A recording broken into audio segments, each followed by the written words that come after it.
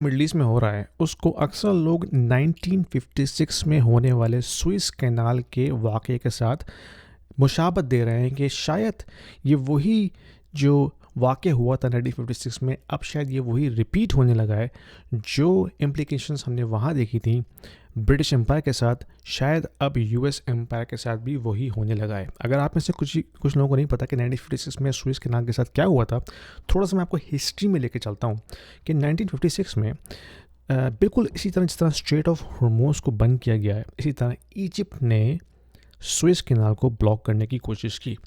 اور of course اس وقت British umpire تھا، اور برٹش اور فرانس نے مل کے اسرائیل کے ساتھ بھی اپنے آپ کو ملا کے انہوں نے ایجپٹ کے اوپر جو ہے وہ اسی طرح سے اٹیک کیا تاکہ وہ سوئس کینال کا کنٹرول اپنے ہاتھ میں لیں. اگر آپ کو نہیں پتا، سوئس کینال تو بیسیکلی جس طرح اسٹریٹ آف ہرموز ہے، اسی طرح مڈل ایسٹ جو عرب لینڈ ہے اس کی دوسری طرف ساؤتھ کی طرف ریڈ سی کے ذریعے جو ایک جو کینال جا رہی ہے اس کو ہم کہتے ہیں سوئس کینال، جو کہ ایجپٹ تک جاتی ہے، اور پھر وہاں سے جو کہ ٹریڈ روٹ ہے شپنگ کا، وہ وہاں سے اسرائیل اور پھر یورپ کی طرف جاتا ہے.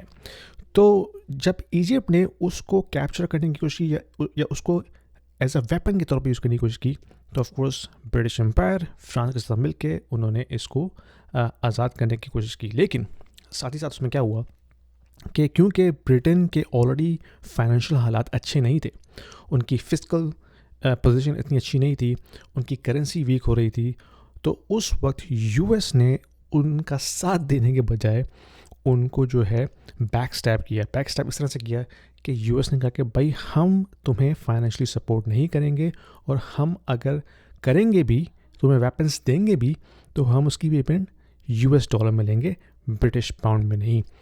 That itself became the trigger for collapsing British pound. اور وہاں سے جو ٹرانزیشن ہوئی ہے from British empire to U S empire, وہ وہاں سے سمجھ لیں ایک طرح سے مکمل ہوئی. پہلے سے چل رہا تھا معاملہ سیکنڈ ورلڈ وار سے پہلے سے، لیکن 1956 میں وہ ایک فائنل کیٹلسٹ کے طور پہ سامنے آیا، جب کہ برٹش امپائر کا ایک طرح سے زوال آ گیا، برٹش پاؤنڈ جو ہے وہ ختم ہو گیا، اور یو ایس ڈالر ایک ریزرو کرنسی کے طور پہ سامنے آ چکا تھا، اور آلموسٹ امپلیمنٹ ہو چکا تھا سسٹم کے اندر، اور U S as a empire کے طور پہ اوپر کے سامنے آیا.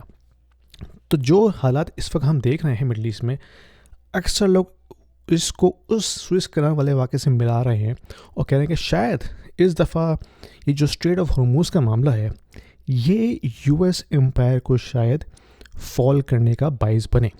دیکھیں، کچھ بھی ہو سکتا ہے، بہت ساری افواہیں ہیں، لیکن جو فسکل سچویشن یو ایس کی ہے نا، وہ کافی سملر ہے جو اس وقت برٹش امپائر کے ساتھ تھی 1956 میں.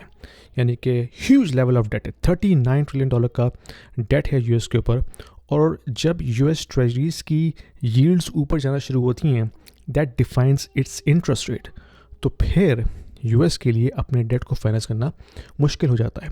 تو ابھی ہم دیکھ رہے ہیں کہ لاسٹ ایئر سے لے کے اب تک جو یو ایس ٹریجری ییلڈ ہے اس میں کافی حد تک اضافہ ہو چکا ہے، اور جیسے جیسے وہ اوپر جاتی ہے، لیٹس سی ابھی اگر وہ 4.4 پہ ٹریڈ کر رہی ہے، لیکن اگر وہ جاتی ہے 4.5 کے اوپر یا 4.6 7 یا ایون 5 کے اوپر چلی جاتی ہے، then it will become a nightmare scenario for U S, especially جب ان کو اپنا ڈیٹ رول اوور کرنا پڑے.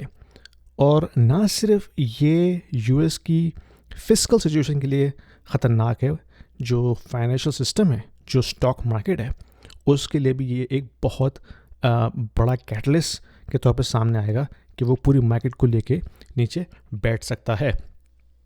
تو یہ جو سچویشن اس وقت کریٹ ہوئی ہوئی نا، it is not only limited to middle east, اس کا امپیکٹ پوری دنیا کے فائنینشیل سسٹم پہ پڑنے لگا ہے. اسی لیے ہر بڑا پلیئر اس میں اب انگیج ہو رہا ہے.